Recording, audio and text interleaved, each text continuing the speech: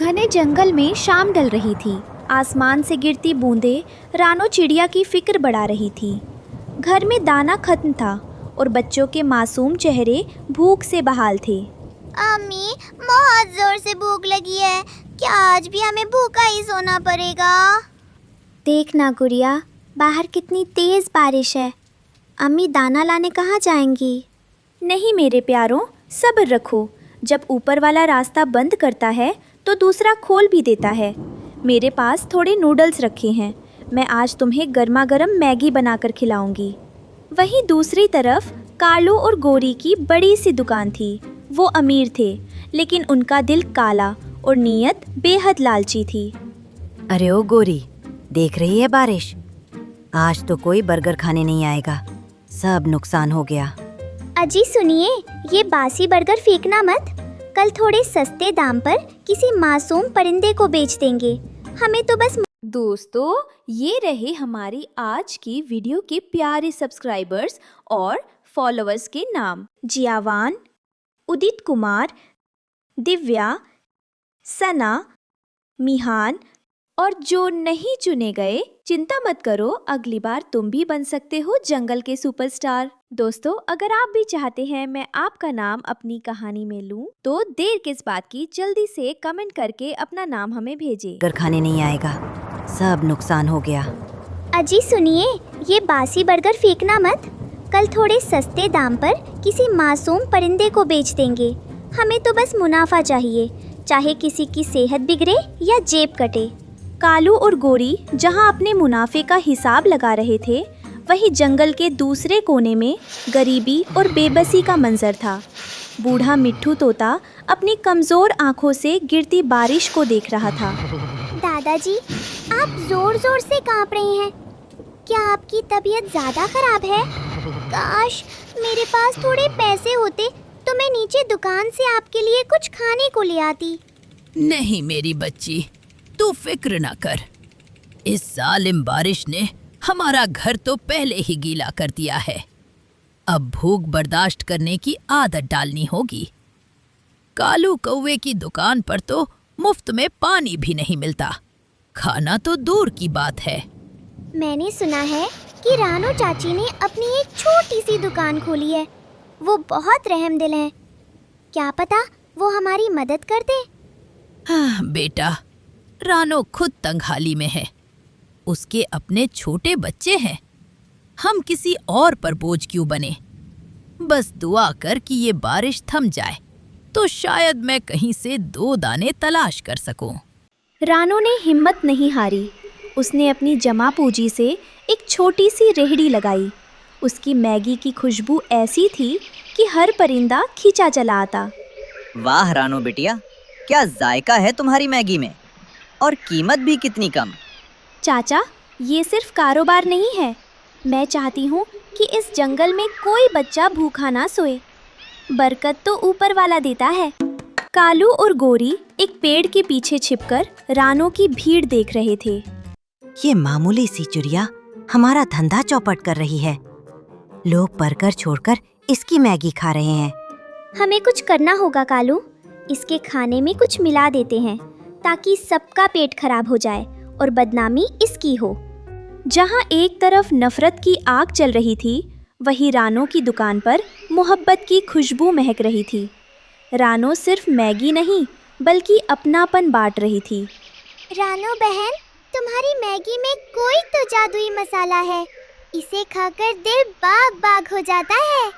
आपा, ये मेरा मसाला नहीं, आप सबकी दुआएं हैं। कुकू बेटा, जरा बुलबुल आपा को थोड़ा एक्स्ट्रा सूप तो देना, उन्हें जुकाम है। जी अम्मी, अभी लाया। नफरत की आग में अंधा हुआ कालू कौवा दबे पांव रानो की दुकान की तरफ बढ़ रहा है, ताकि एक चुटकी जहर से उसकी पूरी मेहनत और साख को राख कर सके।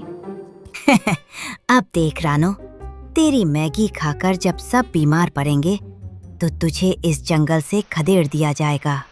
जहाँ एक तरफ कालू साजिशों के जाल बुन रहा था, वहीं दूसरी तरफ रानो के घर के ये चिराग अपनी अम्मी का बोझ हल्का करने के लिए पसीना बहा रहे थे। भैया देखो, मैंने ये प्लेट कितनी चमका दी। अम्मी खुश हो जाएंगी ना? हाँ गुड़िया, जब हम अम्मी की मदद करते हैं तो उनके चेहरे की मुस्कान बहुत प्यारी लगती है। अम्मी कितनी मेहनत करती हैं हमारे लिए।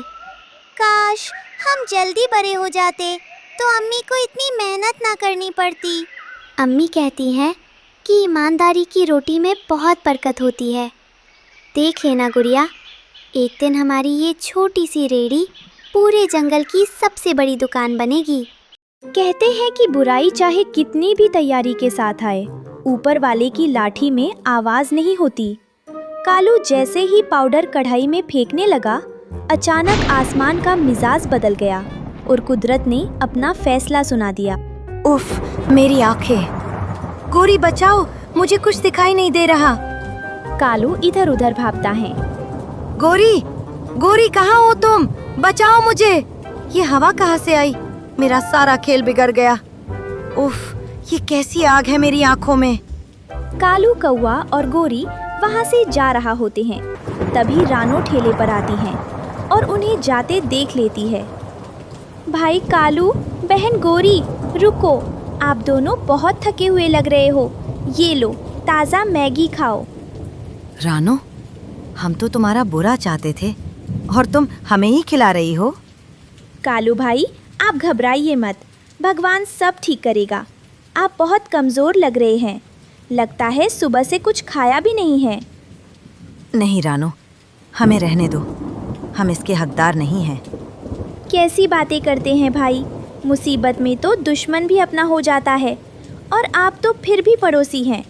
ये लीजिए, ताज़ा और गर्मा गर्म मैगी खाइए, इससे आपके जिस्म में थोड़ी जान आएगी। कुदरत का खेल निराला है।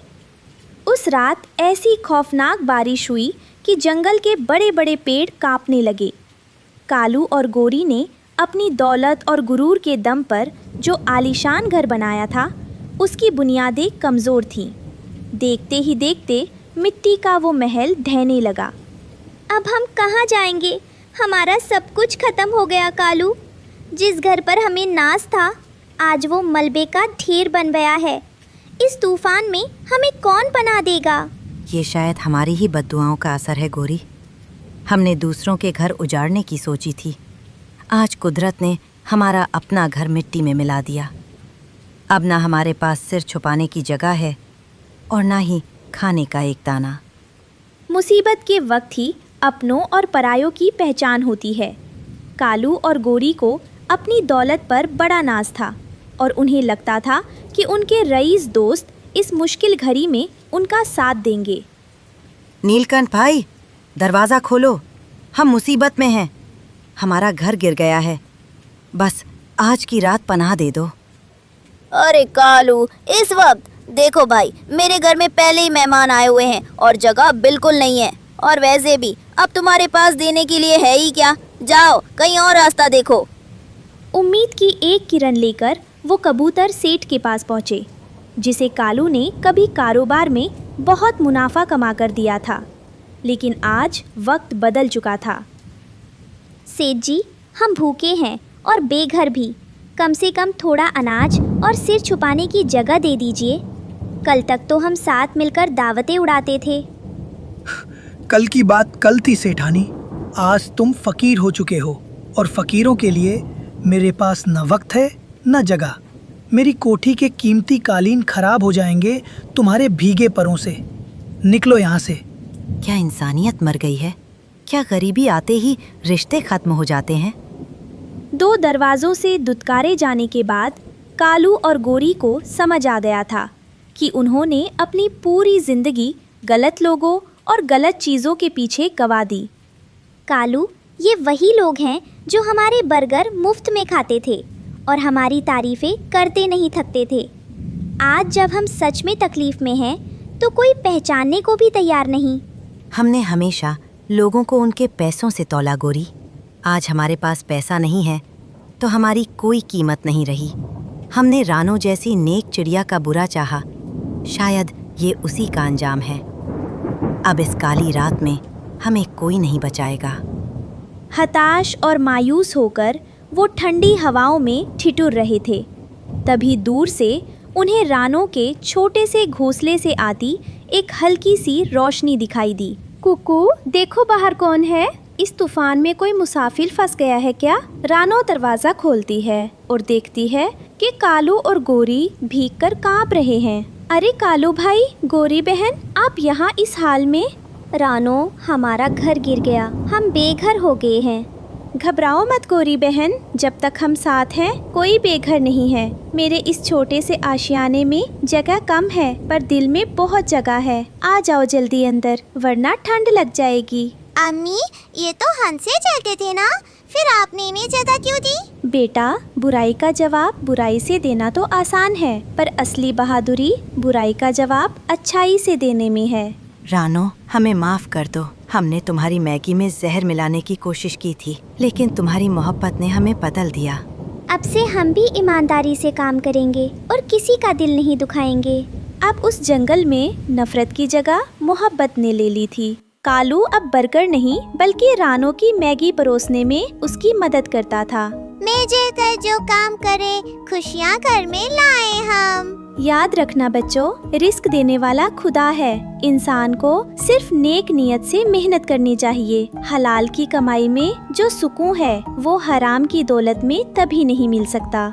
रानो की जादुई मैगी ने सिर्फ पेट नहीं भरा बल्कि दिलों की दूरियां भी मिटा दी, और इस तरह एक छोटी सी चिड़िया ने पूरे जंगल को इंसानियत का पाठ पढ़ा दिया।